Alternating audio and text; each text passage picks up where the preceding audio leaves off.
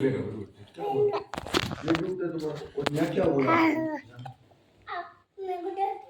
दर्द होता है? क्या हुआ था तो दर्द होता है?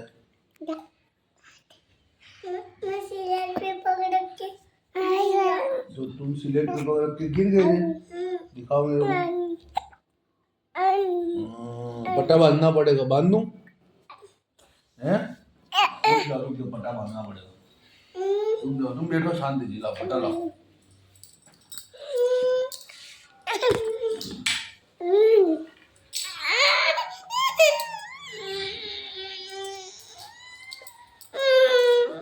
ये पट्टा 3 दिन तक खोलना नहीं है आपको। क्या बोला? 3 दिन तक की खोलना नहीं है, जब तक कि आपका ये जड़बा और ये जड़बा ऊपर का जो 2 मिल नहीं है ना, अब आपको खोलना नहीं है, ठीक है? क्या गया? चलो ओके जाओ।